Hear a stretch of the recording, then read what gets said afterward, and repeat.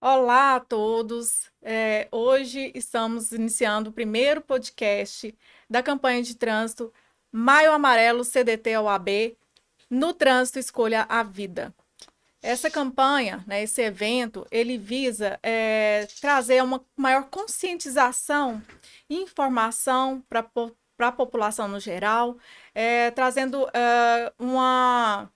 um olhar diferente para o trânsito, ter maior consciência nos seus atos no trânsito, entender que qualquer erro, qualquer falha no trânsito pode representar a vida de alguém, né, a morte de alguém. Então, né, temos que estar atentos a tudo isso e, bom, esse episódio ele tem um subtema crimes no trânsito.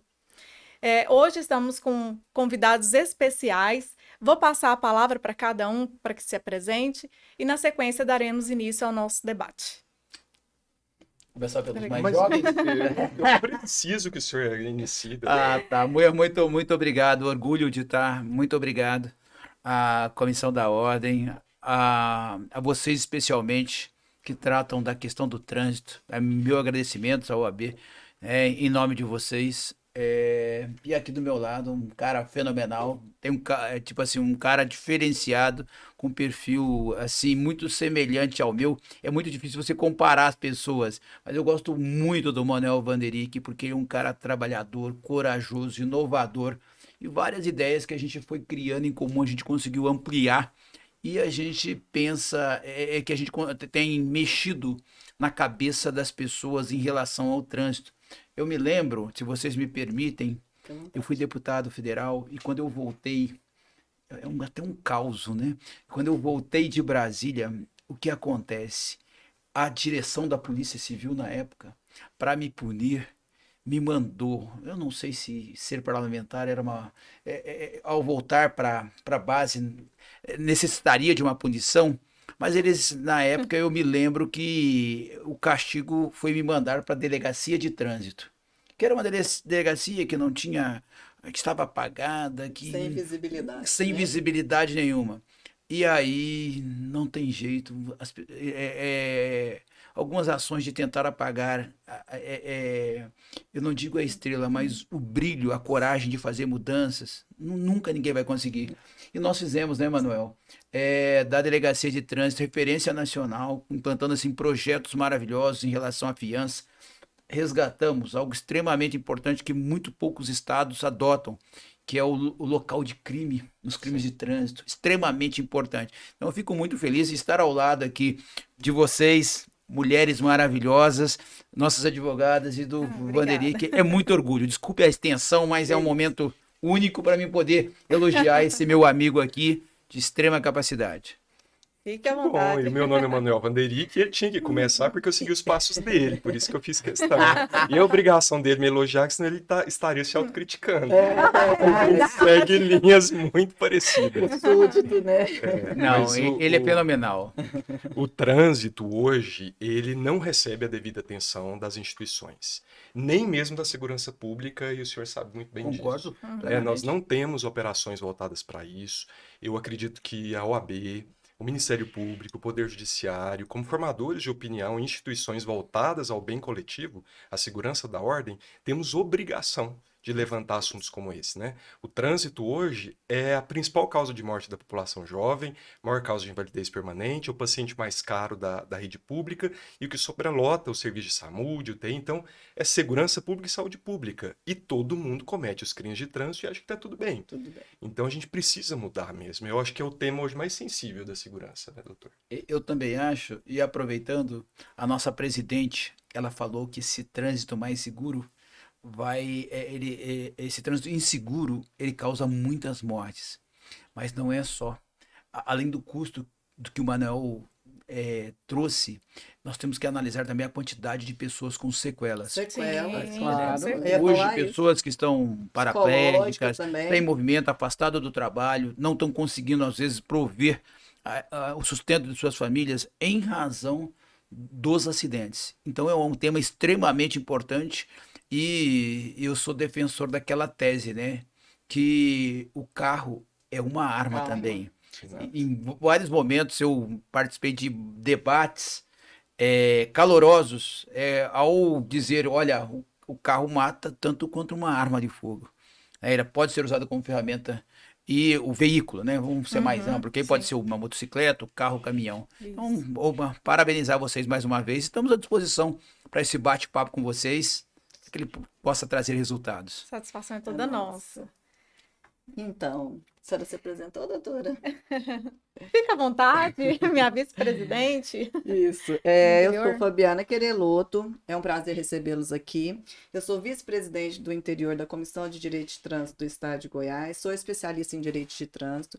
E, assim, a ideia de trazê-los aqui justamente foi, assim, providencial, né, doutora Eliane? Sim, E, assim, vamos começar hoje esse debate com uma situação, porque eu quero lembrá-los, primeiramente, que as questões que nós vamos perguntar para vocês, elas foram elaboradas junto com toda a comissão. Então, assim, são questões que vão puxar um outro assunto, entendeu?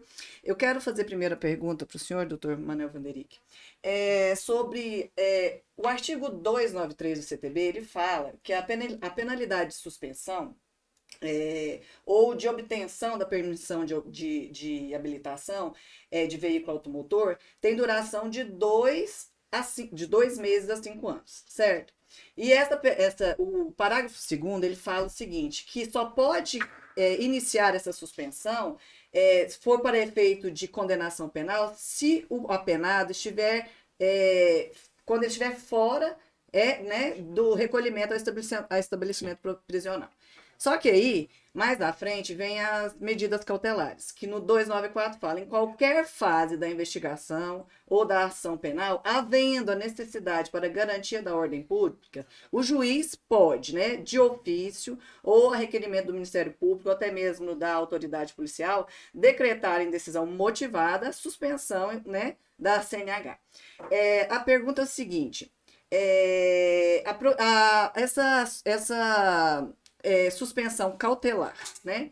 Ao final, né, quando for a fase de execução de sentença, ela será computada, né, na questão da no tempo da dosimetria, suspensão, né? né? Assim, vai ser computada quando ele sai, por exemplo, se ele ficou lá algum tempo e mesmo assim ele teve a sua CNH suspensa. Ela é computada? Não, porque Não. elas têm naturezas jurídicas distintas. Então, essa cautelar prevista durante a fase ou inquisitiva ou já da ação penal, ela tem o objetivo de impedir que esse motorista reincida. Então, tem requisitos para a decretação dela muito exigentes. E por falta de previsão legal, então essa compensação hoje não acontece na prática. O judiciário não tem feito essa detração. E é muito importante fazer uma comparação, né? Porque eu vejo uma doutrina crescente garantista nesse sentido, exigindo essa compensação. A gente precisa comparar essa cautelar de suspensão às medidas protetivas no caso da violência doméstica. Elas têm o mesmo fim. Então, hoje, o trânsito, ele é o maior problema social que nós temos. Então, a gente precisa começar a enxergar as mortes, as invalidez permanentes, o impacto no mercado de trabalho, o impacto familiar, tem o luto também das famílias. Então, isso tem que ser considerado e tem sido considerado para o deferimento cada vez mais volumoso. Em Anápolis, nós começamos a assistir de 2 anos para cá a vinculação dessa penalidade, dessa cautelar, perdão, penalidade é no final do processo, Isso. dessa cautelar, a reincidência. Então, justifica-se sempre, por garantia da ordem pública, aquele motorista que já foi preso, já foi autuado e reincidiu nesses crimes. Então, geralmente, ela é aplicada quando ele já reincide pela segunda ou terceira vez. E o Entendi. judiciário não compensa. Faz sentido. Entendido. Quer fazer alguma pergunta, doutora? Bom, eu só fazer uma ressalva antes da gente prosseguir, Fabiana, para quem nos assiste, né, que essas opiniões, palavras e expressões de pensamento dos nossos comentaristas, convidados, não refletem necessariamente Sem a dúvida. posição da OAB ou da Comissão de Direito de Trânsito. É só para ter essa ressalva para que todos entendam que não é a posição de um lado ou do outro, né? São opiniões, entendimentos. Podemos prosseguir. Então, e assim, eu vou começar permanecer com ele para depois a gente passar a bola para o senhor. Tranquilo, não temos pressa. Aqui somos ouvintes. Assim, geralmente, assim, a maior dúvida assim, de ouvintes, né, assim, que, não para nós advogados, mas para as pessoas, né, os leigos, eles querem saber como que funciona esse trâmite. Instaura-se um inquérito, né, quando não preenche os requisitos da NPP, que faça o acordo, né, e profere-se uma sentença. Essa sentença, como ela seria? Ela pode ser de prisão, de reparação, porque existe, Sim. né, previsão legal no código da reparação, né? Sim. Como que funciona, por favor? O que eu tenho visto na prática hoje, como em regra essa cautelar ela está vinculada à reincidência, ela geralmente decorre de um auto de prisão em flagrante. Certo. Hoje a maior parte, eu falo 80% dos crimes de trânsito apurado, eles decorrem de uma prisão em flagrante, ao contrário dos outros crimes. E isso espelha, inclusive, um déficit do Estado em relação às delegacias de trânsito, ao empenho voltado para a inibição destes crimes. Então, a maior parte vem de um auto de prisão em flagrante. No próprio relatório, eu particularmente, na comunicação dos autos, eu já represento por aplicação dessa cautelar quando o motorista preso é reincidente. E aí o Ministério Público, ele já se manifesta ali, inclusive nas questões cíveis, ele puxa um desmembramento para já se manifestar, inclusive... Em apartado, né? Exatamente. Mesmo quando, principalmente hoje, não é possível essa aplicação quando tem o acordo. Sim. Porque é a reincidência já, né? Exatamente. Que é um dos requisitos dela. Exatamente. Então, o motorista já não é reincidente, aliás, ele já é Não é. reincidente, não cabe o acordo e vai ser aplicada a suspensão para ele. Entendido. Então, vou aproveitar esse gatilho e já vou passar para o senhor. Então, o que acontece? Existe previsão, né, no CTB que permite esse deferimento de medida cautelar, né? E aí, para garantir a ordem pública, né? Tendo em vista a situação, né, que quando a autoridade judicial ela decreta a suspensão da CNH, quando o Detran é comunicado dessa suspensão pelo juízo, e que condiciona... Por que o Detran condiciona o desbloqueio dessa CNH? Porque ela fica bloqueada, né? Suspensa, né? A um curso de reciclagem sem instaurar todo o procedimento do devido processo legal, né? Da notificação, do processo administrativo. Na verdade, desde que eu assumi o Detran fazem pouco mais de um mês, a gente já determinou a mudança de algumas rotinas. E, inclusive, adotando decisões novas, com novas interpretações a respeito disso.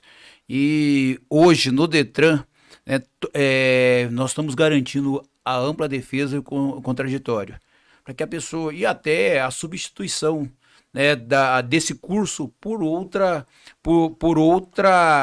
medida que possa, seja ela fazer eu não vou dizer a reparação do dano, mas a compensação, né, da prática daquela conduta. Então, nós não estamos mais exigindo obrigatoriamente o curso. Okay? Nós temos nessa nova gestão, com a nova interpretação que a gente tem buscado na doutrina, na jurisprudência, e o entendimento que nós tínhamos de assessores jurídicos e dos procuradores que estão hoje no Detran, a gente está fazendo uma nova análise permitindo o uso de outras formas, né, de fazer com que o cidadão, além de garantir essa sua defesa, a sociedade entenda que aquela conduta foi punida de alguma forma. Então nós temos punição. Isso. Nós temos trazido à luz do debate essas modificações que têm sido trazidas pela doutrina e jurisprudência, inclusive fomos questionados pelo Ministério Público em razão logo que nós chegamos, houve até um TAC para que a gente pudesse adequar algumas condutas. E de pronto a gente defensor da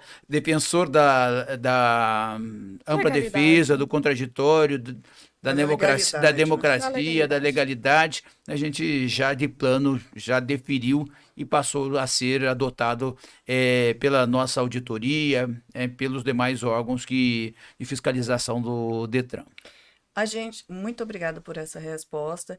E assim, a gente, como advogado de trânsito, né, a gente sabe que a Polícia Judiciária, ela não pertence ao Sistema Nacional de Trânsito.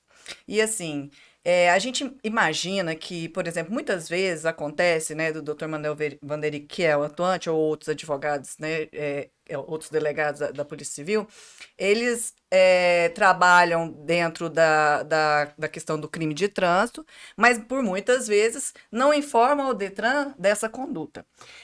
Não seria viável assim haver uma fluidez entre a Polícia Judiciária e o Detran porque são duas esferas, como ele mesmo falou, são duas esferas diferentes, administrativa né, e parte judicial, para que houvesse uma maior coibição, né, da questão da direção do dirigir sob influência de álcool, ou da atuação nos crimes de trânsito?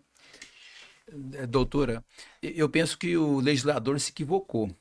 Se você pegar também a questão do CETRAN, lá não está inserido a Polícia Rodoviária Federal, que é um dos entes extremamente importantes, parceiros meus quando delegado, hoje no Detran, do Manuel Vanderick, são espetaculares, e não estão. Então, e a gente viu que hoje não constar a Polícia Judiciária dentre aqueles que possam atuar na defesa da vida no trânsito, eu entendo que foi um grande equívoco, mas isso não impede de a gente fazer as parcerias. Essa semana mesmo nós recebemos o delegado André Ganga, o atual diretor da Polícia Civil, e inclusive fizemos uma oferta irrecusável para ele.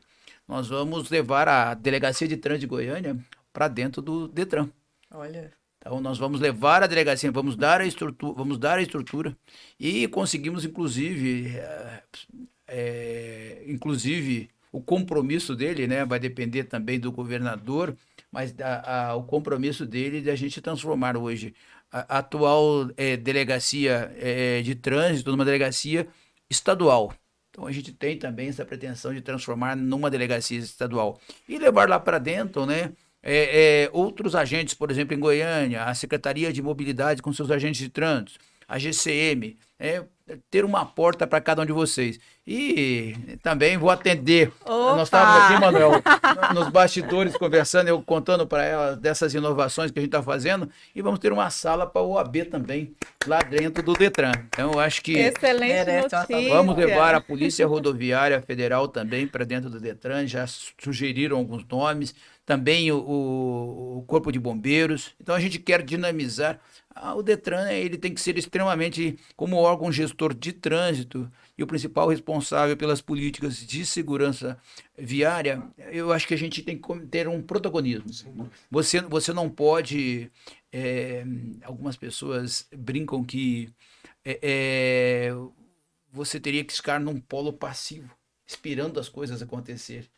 Mas eu não tenho esse perfil e essa personalidade, né? Então, a gente vai buscar a solução de todas as demandas da sociedade. Você tem que olhar no anseio do cidadão, no anseio da OAB, de outras instituições, quais são os anseios ao longo da história em relação ao Detran e por que elas não foram realizadas. Tem bem outras novidades por aí que a gente falou nos bastidores. Sim. E não podemos falar que a cidade mirim de trânsito, hoje nós temos engenheiros que estão em Curitiba, já foram em Brasília, agora estão em Curitiba. A gente vai criar uma cidade de trânsito, vai ser a maior do Centro-Oeste. Então, são várias ações que nós temos como objetivo hoje na presidência do Detran.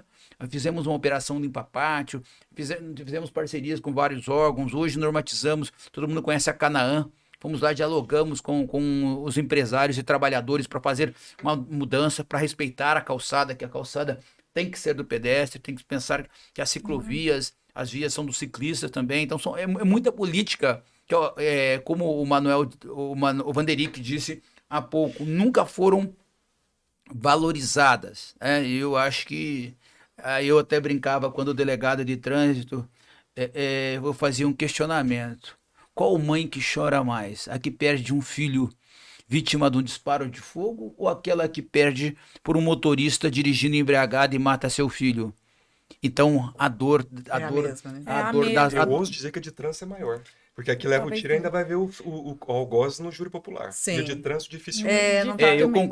concordo, É verdade. com o Vanderlei, que também era essa tese que eu defendia, dizia que, porque no crime de trânsito a impunidade sempre foi maior. Nós conseguimos mudar a legislação enquanto parlamentar, não foi dentro daquilo que a gente esperava, mas a gente conseguiu, enquanto parlamentar, a gente conseguiu mudar a legislação e eu acho que foi um salto gigantesco. Não foi dentro daquilo que a gente esperava, que a gente defendia, mas eu acho que a gente trouxe mais credibilidade, mais segurança para quem trabalha na persecução penal.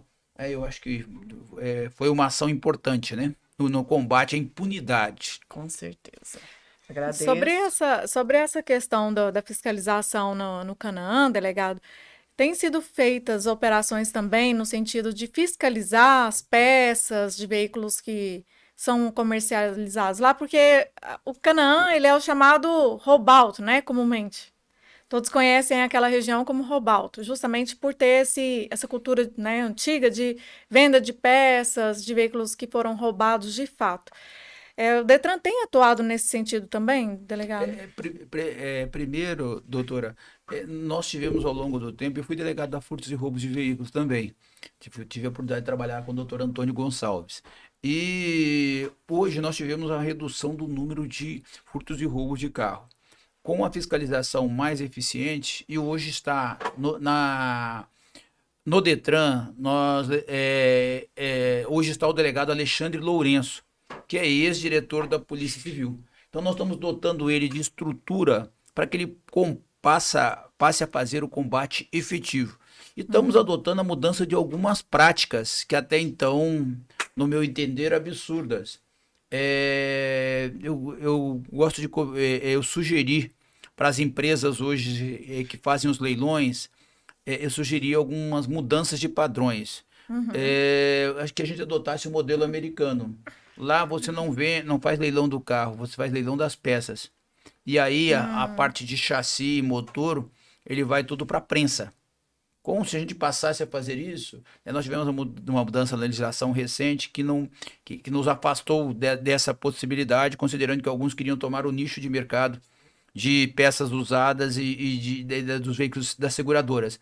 Mas nós, na prática, já conversamos e vamos passar a adotar esse mesmo modelo com prensa, por enquanto com as empresas que estão credenciadas, mas nós temos um modelo muito bom no Rio Grande do Sul, onde a Gerdau também faz o recolhimento desses materiais e faz a prensa e depois faz o ressarcimento ao órgão de trânsito, uma vez pago o que deve de tributos, né, de multas, o restante a gente restitui para o valor. Então nós temos sim aumentado e essa ação nossa hoje lá mostrou que ao longo dos anos faltou diálogo com os empresários, com os trabalhadores que estão na Canaã. Então existem muitas pessoas de bem. Existe sim alguns que insistem na venda de peças furtadas e roubadas, mas a grande maioria, no meu entender, hoje já estão comerciantes, empresários, com empresas constituídas, e nós vamos sim ampliar essa fiscalização. Isso é excelente. Bom, eu quero uma pausazinha rápida aqui para fazer agradecimentos, né, aos nossos parceiros. Sem eles não teríamos conseguido realizar esse evento. Quero agradecer a MLC Studios, que, aliás, estará oferecendo 20% de desconto para aquele que os contratar através do nosso podcast. Quero agradecer também a empresa Empresalto Despachante, em Anápolis. Conexão Elétrico e Hidráulico, também com sede em Anápolis. E Sindicato dos Despachantes do Estado de Goiás, Sindego. Então, a todos, muitíssimo obrigada pela contribuição e participação nesse evento. Isso aí. Então, vamos abrir aqui um tempinho, já que a gente tem um pequeno espaço ali, para que ambos, começando o Dr. Manuel Vanderlei, exponha quais são as suas principais dores dentro dessa sua atuação aí contra o crime de trânsito. Nossa, você me controla pelo olhar, porque se eu chorar, Vou cronometrar. a gente vai longe, eu sei que vai juntar com as dele e vai embora. Mas eu falo coletivamente, me considero enquanto coletividade, para falar o como nós somos hipócritas, né, a nos considerarmos cristãos, aos nos julgarmos cidadãos de bem, garantidores do direito e preservadores da vida, e continuarmos coletivamente, a maioria de nós, cometendo crimes de trânsito, Exato. né, principalmente a embriaguez ao volante. Hoje, entre quinta-feira e domingo, depois da meia-noite, é praticamente impossível encontrar uma pessoa que esteja dirigindo sem a ingestão de bebida alcoólica. E pessoas, médicos, advogados, delegados, policiais, juízes, promotores, de todas as instituições, líderes religiosos de todas as matrizes, enfim, as matizes.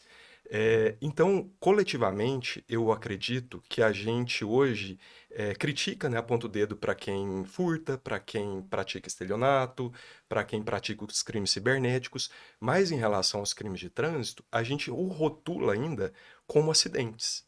Mesmo institucionalmente, a gente continua chamando os crimes de trânsito como acidentes, quando não são. A maioria partem de uma decisão humana, usar o celular, exceder a velocidade, beber antes de dirigir. E a gente, nas abordagens, o senhor com certeza presenciou isso nas inúmeras vezes que fez prisões em flagrante, a gente ouve que a polícia tem que prender bandido.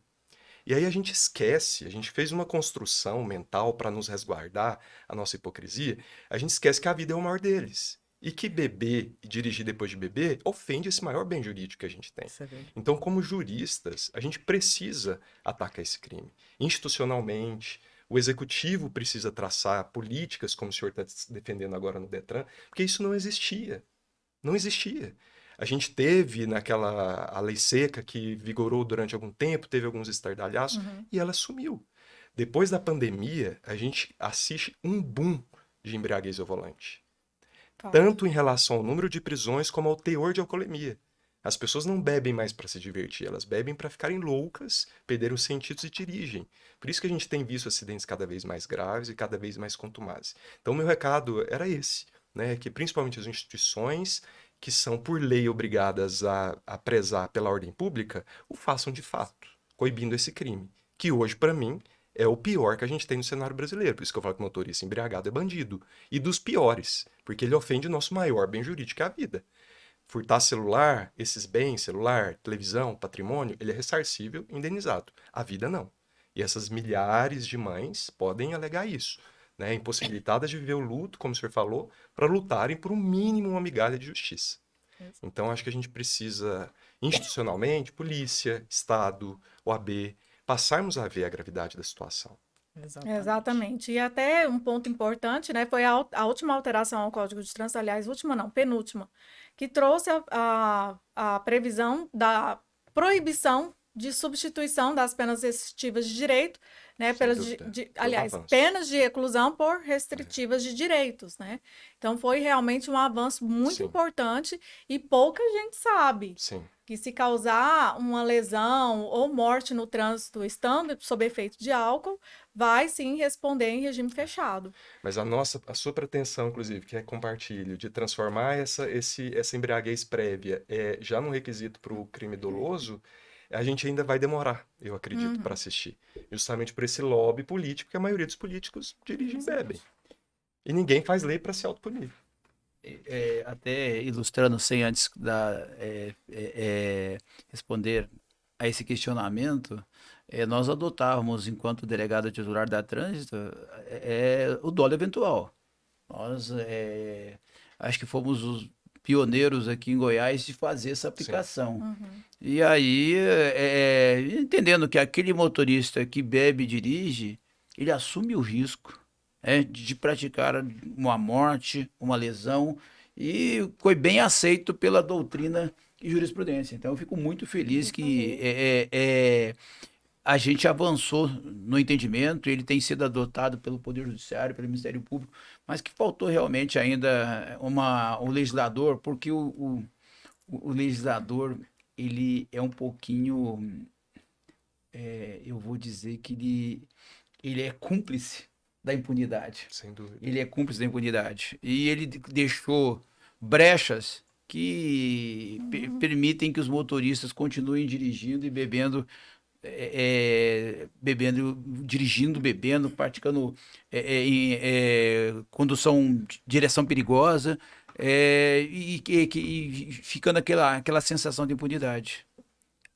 Exatamente. E falando nisso, em impunidade, aliás, eu estava até falando aqui com desculpem, a doutora Fabiana sobre essas situações recentes que a gente tem observado aqui no estado de Goiás, especialmente Goiânia. O fato do proprietário do veículo entregar o veículo para a pessoa não habilitada, sendo que seja em crime a entrega desse veículo, né? A responsabilidade é também criminal. Não está né? muito associada à embriaguez, mas acontece muitas vezes, né? Sim. Do proprietário ceder para quem não tem habilitação e essa pessoa sem habilitação ingerir álcool e aí como é que está sendo como é que está sendo a penalidade sobre procedimento. É o né? terceiro crime que nós mais punimos lá. Primeiro a embriaguez, depois a manobra perigosa, enfim, e a Racho. direção perigosa, Direção racha, perigosa. e essa é a terceira.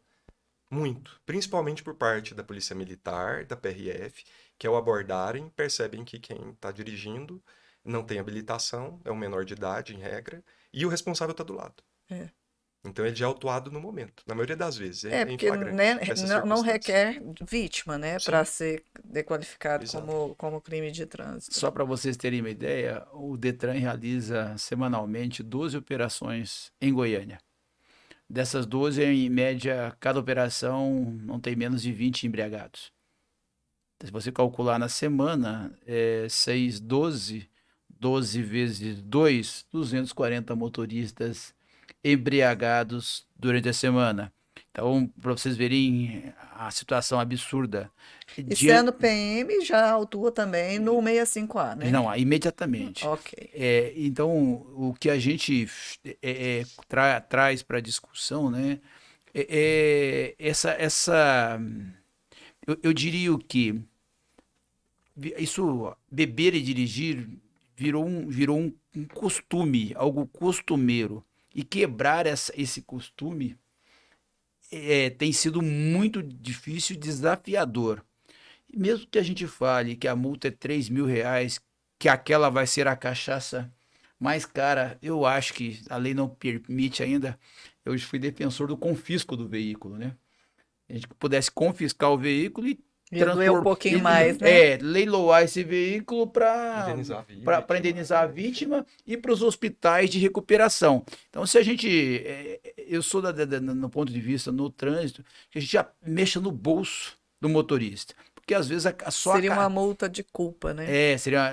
nós implantamos num determinado momento e criou grande celeuma em relação aos motoristas embriagados logo após a autuação. Estabelecemos a fiança em 25% do valor do veículo. E isso foi, assim... Eu lembro disso. Extremamente... Foi emblemático. Com E eu lembro até certeza quem muita foi gente pego, vai mas ser eu não vou falar. Não Foi fenomenal. Teve coronel preso, teve Muita advogado, gente. teve delegado. E eu me lembro da primeira pessoa autuada, um coronel do Rio de Janeiro. Até encontrei um parente dele outro dia, me foi visitar no Detran e falou: olha, aquele aquele coronel que você prendeu, a mulher dele é minha parente. Aí eu lembrei que ele, bom. né, que o carro na época valia 20 mil, era alocado. E eu falei aí ele chegou lá na delegacia: olha, porque eu sou coronel. Eu falei: eu sou delegado. O senhor tem direito a acompanhamento no seu interrogatório de um oficial. E aí falei para a mulher: a senhora pode providenciar a fiança, se não quiser que ele seja recolhido lá no Exército aqui em Goiânia. O valor da fiança é 5 mil. Ela: você tá doido? 5 mil? Eu falei: seria muito pior se a senhora estivesse recebendo ali num caixão, ou seu esposo tivesse atropelado, uma Alguém, mulher grávida, uma exatamente. criança. Qual seria o valor da consequência? Então, aí ela já foi diminuindo e eu recebi a informação depois que ela era barraqueira, né? Mas aí ela acabou ficando sensível, né? E percebeu que realmente estava equivocada na sua conduta. abordagem. E é muito comum nós que estamos na linha de frente ser ofendido, ser xingado. Então é muito comum em razão desse desprezo à vida humana. Sim. As pessoas pensam que a morte que tem valor é apenas aquela do arma do fogo, ou quando o cidadão é queimado. Essa mas que ele esquece que a violência no trânsito ela É a semelhante. verdadeira Tem que ser distorção repudiada, né? de valores, né? Verdadeira distorção de valores. E no final, então, ela só virou e perguntou se podia parcelar, delegado? Perguntou? Não é possível parcelamento, né, Manel? Ela teve dificuldade, né, de fazer o recolhimento, mas aí ela não quis. O amor falou mais alto. O amor falou mais alto, né? Eu imagino que sim. Esse slogan que nós usamos, né? É a cachaça mais cara que você vai beber. Eu acho que pega muito. Então a gente vai vir com campanhas educativas durante esse ano. Isso é ótimo. Essa é a minha pergunta. A primeira delas agora, a gente já começou algumas delas. A gente vai ensinar o motorista a fazer rotatória. A gente vai dizer para o Seta motorista que também? ele não deve buzinar. A gente vai dizer para o Sim. motorista que 1 segundo no celular pode implicar na sua morte de alguém que lhe ama. Ou então a gente vai fazer esse trabalho. Vamos tentar trabalhar aqui também algo extremamente importante, que é a faixa de pedestre. Então a gente quer trabalhar as principais condutas, né? A gente quer trabalhar nessas campanhas publicitárias que o governador Ronaldo Caiado mandou fazer, né? E pediu que o Detran trabalhe fielmente. Vamos estar agora também na questão ciclística. Vamos ter uma festa ciclística agora no Maio Amarelo. Vamos ter uma grande festa ciclística. Até eu vou montar na bicicleta e vou pedalar junto com as pessoas. Eu acho que a gente tem que resgatar esse carinho, esse amor pela vida, Sim. né, do próximo. Eu acho que isso daí é extremamente importante. Todas as condutas, todo mundo envolvido, OAB, todos os órgãos envolvidos, a sociedade é extremamente importante na questão da conscientização. As pessoas perguntam, mas o Detran não vai educar? A pessoa educada, quando faz a carteira de habilitação, ela é educada na escola. E chega um momento que você esgota as ferramentas de educação. Nós temos gasto milhões em campanhas educativas. Então você tem que passar para a punição. Não tem jeito. Se você, às vezes, não for rigoroso, como o Vanderi, que é, e que eu fui enquanto delegado, e hoje no Detran a gente está tentando também endurecer algumas condutas, parece que as pessoas não ouvem. Elas acabam entendendo só a sensação, quando você age mais duramente. E é uma pena que seja dessa forma, né? É uma pena que seja dessa forma. É igual o pai que educa o filho, né?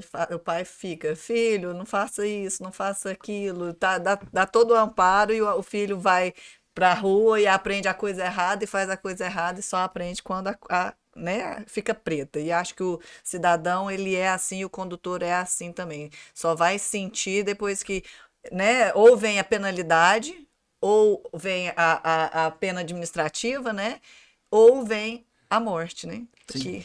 Infelizmente, e vem. Isso é fato. Eu fico triste que nós temos 2 Brasis.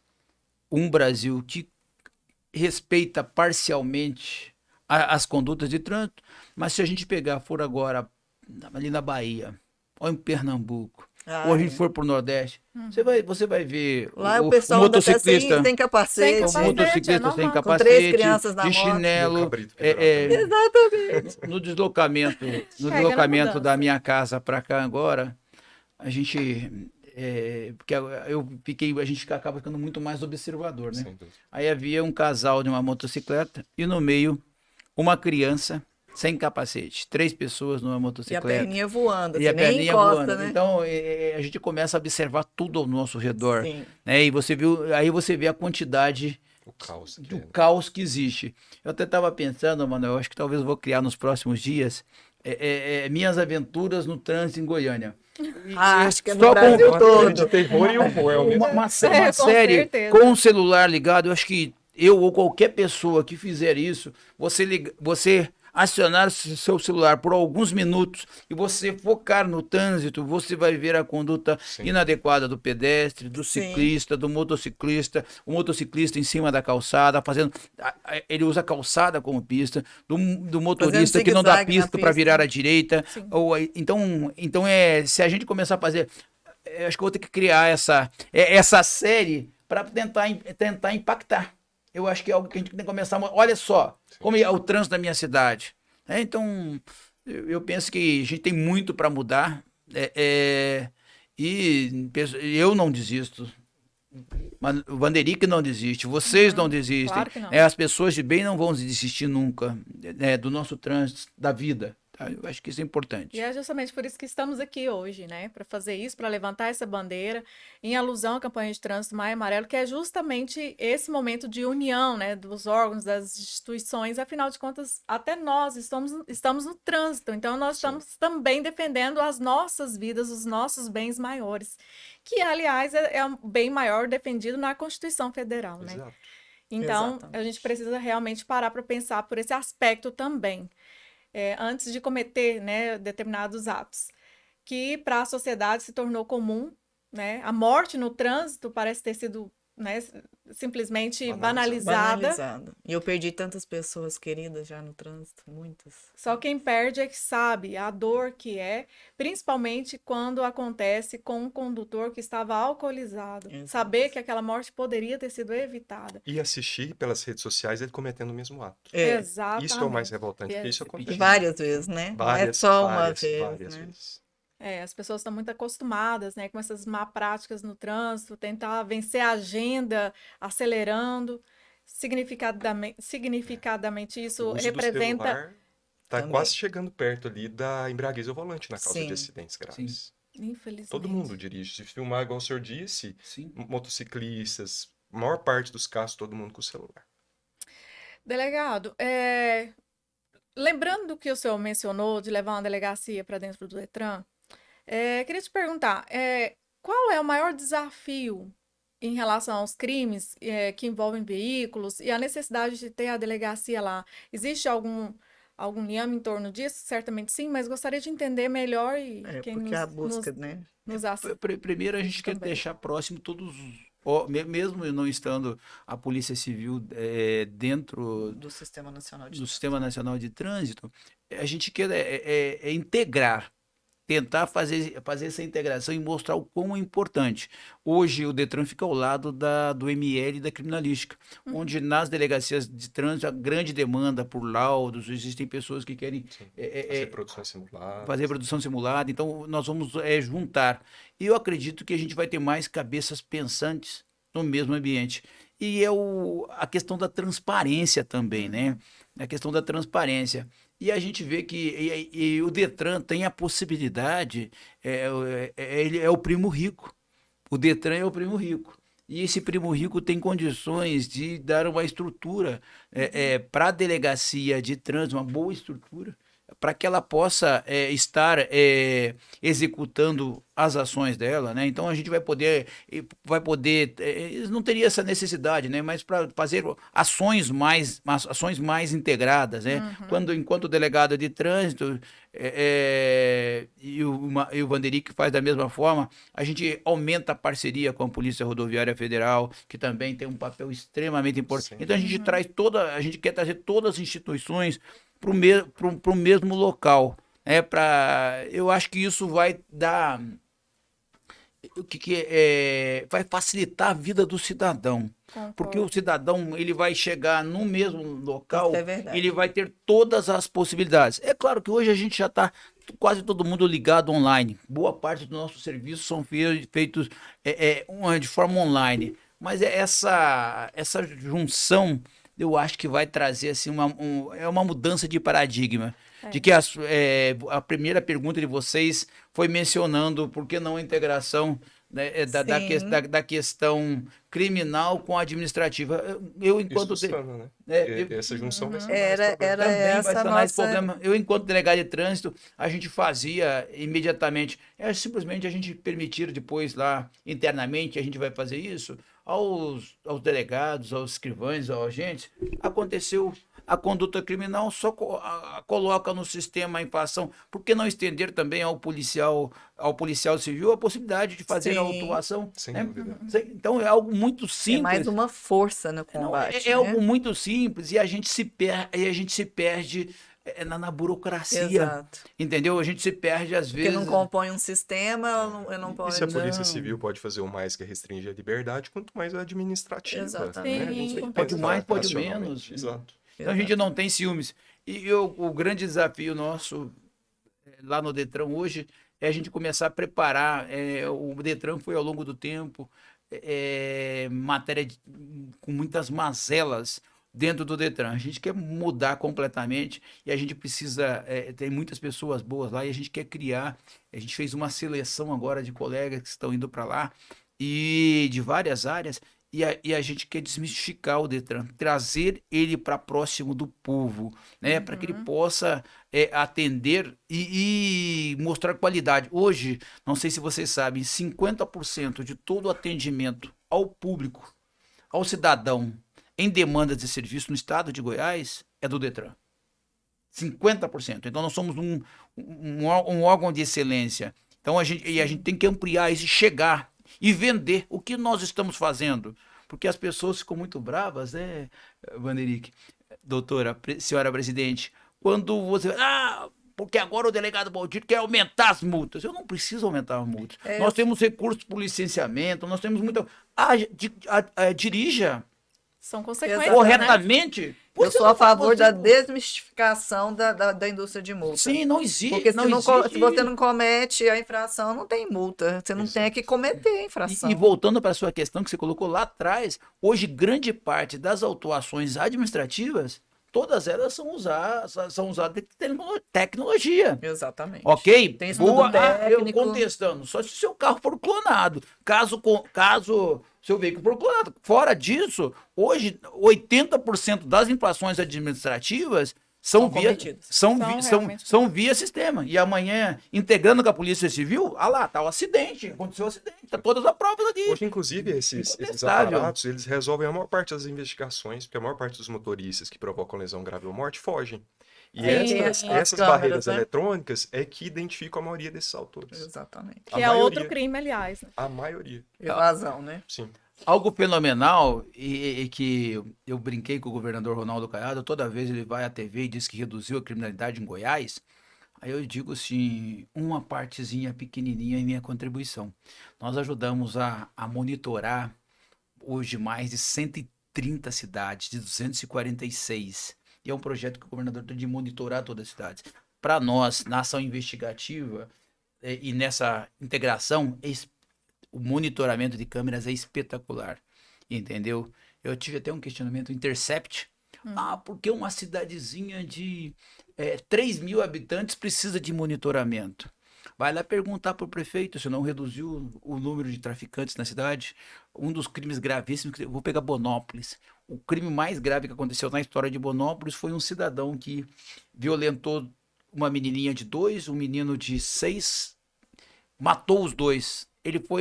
A conduta foi elucidada poucas horas depois, em razão do monitoramento de câmeras naquela cidade. Então, você usar tecnologia no trânsito, no combate, na proteção à vida. Isso é extremamente importante. Exatamente.